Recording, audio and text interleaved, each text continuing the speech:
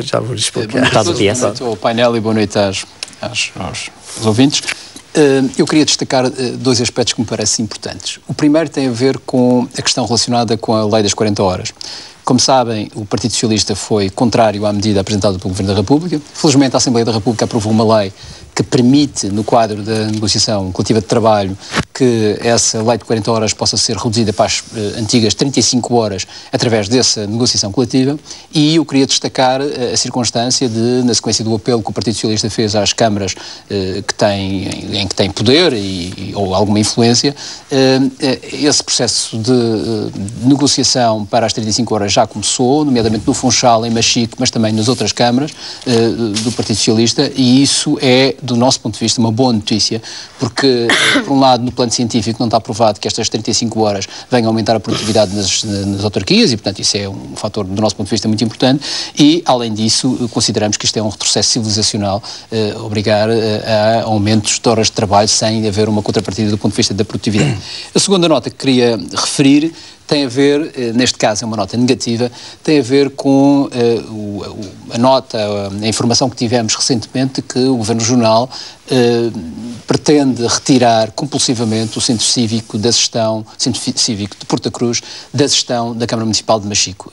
Este é um processo que não é compreensível, ninguém compreende esta atitude, não há nenhuma razão de força maior, de interesse público, de serviço público que leve a que esta circunstância ocorra, porque se houvesse ela devia ter sido explicitada, e resta-nos dizer que o Governo Regional ainda não percebeu que a vida em democracia existe tolerância, existe respeito por quem ganha, exige, do nosso ponto de vista, a capacidade de encarar opiniões diferentes. E isso não tem sido a atitude do Governo Regional, nomeadamente nesta matéria, mas noutras que nós temos vindo a observar, e sobretudo o modo como este processo decorreu, com a Diretora Regional de Património a ter uma falta de consideração absoluta e sem sentido institucional nenhum, com o Sr. Presidente da Câmara de Machico. Portanto, penso que este é um mau exemplo de como se deve conviver em democracia e é um mau perder do Partido Social Democrata, e em particular do Governo do PSD, e parece-me que isto é de facto algo que não deve voltar a repetir-se.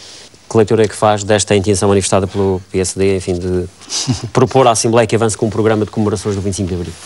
Bom, eu estive na reunião em que essa proposta foi apresentada. Eu devo dizer que ainda é cedo para tecer comentários muito profundos sobre isto. De qualquer forma, há algumas coisas que já se pode dizer porque foram apresentadas como limitações à proposta que viria à discussão à Conferência de Líderes. Ou seja, o senhor líder parlamentar do PSD, o senhor deputado Jaime Ramos, apareceu derrompante na Conferência de Líderes e resolveu dizer que achava muito bem que se comemorasse os 40 anos do 25 de Abril, mas que não se comemorasse como se comemora na República, porque isso não tem sentido nenhum, e temos de comemorar de uma forma diferente na região autónoma da Madeira. E, portanto, havia aqui condições. A primeira condição era que a oposição não pode falar, porque a oposição, e estou a referir aquilo que dizia o Sr. Deputado Jaime Ramos, não pode falar porque a oposição não tem nível nenhum e, portanto, não faz sentido estar a falar naquelas comemorações. E, por outro lado, também não faz sentido falar no plenário, porque no plenário isso já existe na Assembleia da República. E, portanto, como se vê, isto é uma brincadeira do Sr. Deputado Jaime Ramos, só pode ser, porque é um paradoxo descomunal, ou então simplesmente a ignorância do Sr. Deputado Jaime Ramos sobre o que é que significa o 25 de Abril. Porque o 25 de Abril e a comemoração do 25 de Abril significa a comemoração da liberdade e da democracia. Ora, fazer uma comemoração da liberdade e da democracia sem a participação dos partidos, dos diferentes partidos, que possam opinar sobre aquilo que acham, que entenderem, quer seja da situação do Estado da Região Autónoma da Madeira, quer seja do que quiserem, é um atropelo completo ao próprio 25 de Abril. E, portanto, eu penso que, em primeiro lugar, era preciso que o Sr. Deputado Jaime Ramos fosse, de facto, um democrata e um verdadeiro convicto do 25 de Abril para poder programar uma... Está a falar sucessivamente do Deputado Jaime Ramos, convém dizer que ele não está aqui.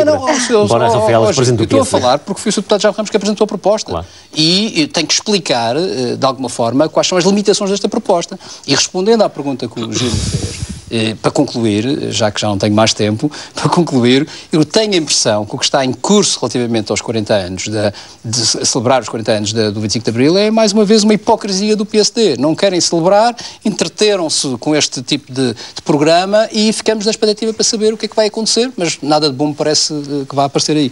Muita consideração para o Sr. Deputado e, portanto, não gosto que fique zangada com aquilo que eu acabei de dizer e, portanto, gostaria de ratificar aquilo. Não, gostaria de ratificar aquilo que disse. Primeiro, eu limitei-me a comunicar aquilo que o Sr. o deputado Jaime Ramos disse de uma forma irónica. Na conferência de líderes, foi irónico, que acho que é mais agradável as pessoas ouvirem do que se eu dissesse pela voz do deputado Jaime Ramos. Também precisamos da consciência que a pessoa não está aqui para se defender. Sim, mas não é nenhuma, mas atenção, não é nenhuma defesa, não estou a acusar nada. Mas o que está em causa é sabermos que vamos ter... Quando eu digo se defender, ou pelo menos fazerem valer o seu ponto de vista, relativamente à há um nervosismo, provavelmente. Nós estamos perante uma questão política. Foi apresentada uma proposta que eu referi, e volto a sublinhar, que houve duas limitações que eu considero que não deviam de existir. E as limitações, para mim, são muito graves. É a não participação da oposição, por um lado, e, em segundo lugar, ela não ser feita com sessão solene no plenário. Isto é um paradoxo para a democracia. E se nós estamos a celebrar a democracia, contrariando a democracia, isto não faz nenhum sentido. E isso eu tive de sublinhar. Sublinhei, provavelmente, da forma que a senhora deputada não gostou. Lamento que tenha sido assim. Mas quero acabar terminando dizendo o seguinte.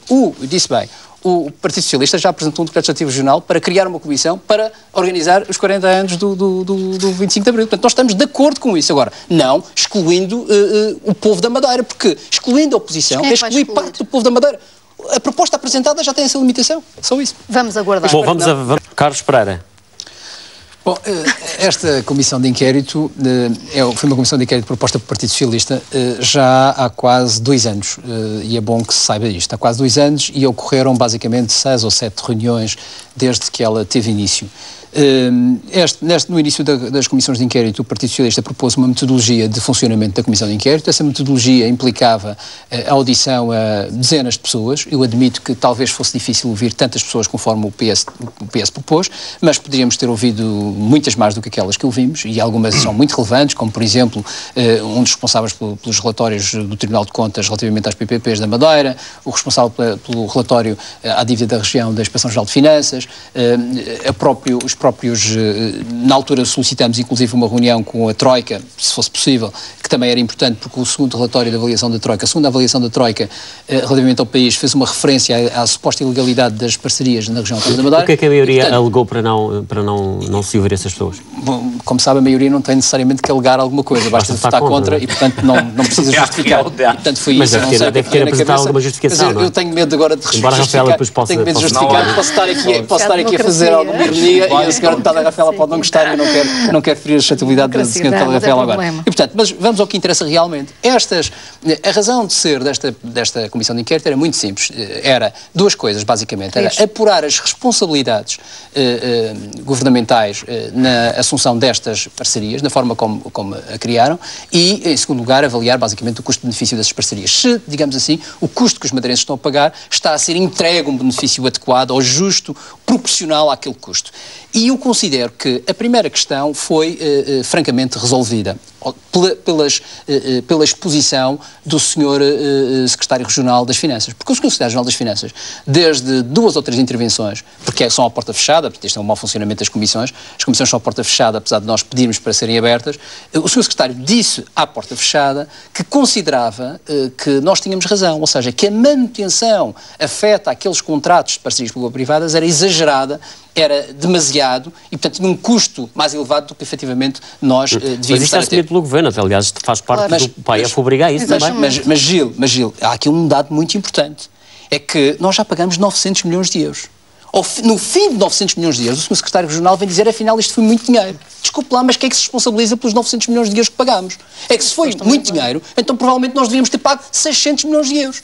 E quem é que ficou com os 300 milhões de euros que pagámos a mais? Isto é um dado muito relevante.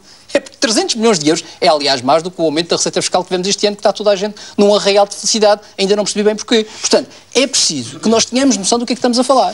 É porque eu ainda não percebi quem é que vai assumir a responsabilidade da confissão que o Sr. Secretário fez na Comissão de Inquérito de que havia manutenção a mais. E eu estou estamos a falar aqui de contratos que existem, que foram assinados entre 2 partes, neste caso muito o bem, Governo e as empresas. Eu conheço os contratos. O que o Governo vai fazer agora é tentar renegociar esses contratos. Eu vou dizer uma coisa. Porventura, poucas pessoas leram aqueles contratos. Eu li os contratos. E devo dizer uma coisa.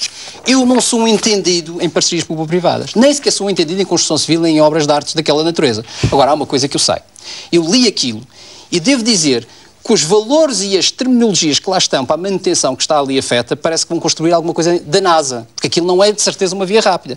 Até colorir os túneis que estavam previstos, está lá previsto uma verba para fazer isso. Portanto, há ali manifestamente um exagero e manifestamente aquilo que se diz meter o prego para o povo pagar. E isto não é razoável. E, portanto, o que eu queria saber, ou o que o Partido Socialista queria saber, é quem é que assume responsabilidades. Isto como primeira nota. Eu já termino, mas eu acho que isto é importante. Como segunda nota, é que nós temos que definir uma coisa. É que se nós estamos a pedir tantos sacrifícios agora aos madeirenses, empresas, famílias, etc., impostos, enfim, o que seja, nós temos que distribuir esses sacrifícios. Nós não podemos continuar, se é muito, conforme diz o Sr. Secretário, como é que vamos pagar 140 milhões de euros se podemos pagar só 90?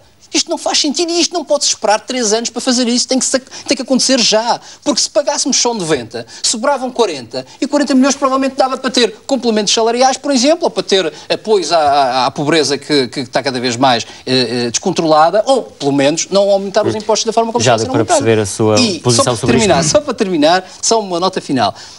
Só para as pessoas terem uma ideia, é que as pessoas costumam dizer, isto é a mesma coisa que se passa no continente, mas há uma diferença substancial, é que a dimensão do custo anual das parcerias público-privadas na Madeira é quase 3 vezes aquela que se passa no continente anualmente. A nossa corresponde a 2,9% do PIB, são 149 milhões de euros, e no continente está-se a gastar 1% do PIB. Isto é manifestamente diferente, e portanto é preciso ter assim atenção, porque no continente já se poupou dinheiro relativamente às parcerias. Bom, o ano passado foi 250 milhões, e este ano estão previstos 360 milhões. Na Madeira, 0 euros. Muitas... Eu queria fazer um pequeno ponto prévio que me parece importante. Eu parece-me que o Governo Regional sofre de uma espécie de dupla personalidade. E eu explico porquê. Pode ser, Sr. Deputado, eu explico porquê. Só uma dupla personalidade porque é assim, e penso que o Gil compreenderá o que eu estou a dizer, e isso vê-se facilmente na comunicação social. O Sr. Secretário Regional e os outros secretários que eu acompanho, incluindo o Presidente do Governo, frequentemente diz assim, nós estamos contra este aumento fiscal, nós estamos contra este modelo, nós estamos contra esta estratégia. Pasme-se que eu, a primeira vez que sai este relatório, vejo o Sr. Diretor-Geral de Finanças e depois o Sr. Secretário-Geral das Finanças, numa euforia de um deslumbramento nunca visto, a aplaudir a receita fiscal que foi enorme, sabendo perfeitamente que se essa receita fiscal foi muito grande, deveu-se ao facto da carga fiscal ter sido enorme sobre as famílias e sobre as empresas. E isto é que é verdadeiramente relevante. Eu não sou dessa área. Ou seja, Sra. Deputada, o Governo Regional tem de uma vez estabelecer em que lado é que está da barricada. Ou está do lado em que acham que este modelo não está certo, conforme querer passar, e que está contra o Passos Coelho, e que está contra o Paulo Portas, etc. Ou está deste lado, ou está do lado em que, de facto, o modelo é aquele modelo que querem seguir, que é o modelo de empobrecimento, que, repare, este modelo tem quatro vertentes muito claras. É redução de salários, redução de pensões, aumento de impostos e redução de investimento público.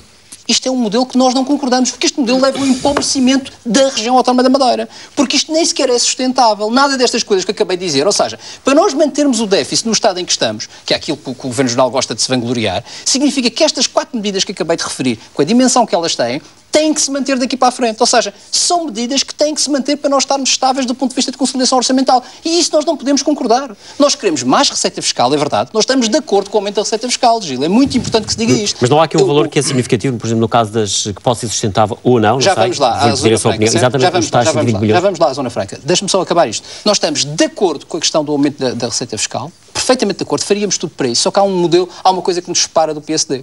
É que nós achamos que a receita fiscal deve subir com base na dinâmica da economia. E isto significa que para subir com base na dinâmica da economia temos que moderar os impostos, temos que diminuir os impostos. Temos que diminuir os impostos. Já vamos lá, Sr. Deputado, temos que diminuir os impostos. E repare, eu dou um exemplo. O caso dos Açores, que também teve casos semelhantes, sabe quanto é que foi o aumento da receita fiscal nos Açores? 29,9%. Sabe quanto é que foi na Madeira? 29,8%. Sim, mas está a somar o IRS e IRC. Então fazer tudo, a receita fiscal toda. Pois, mas não temos que distinguir.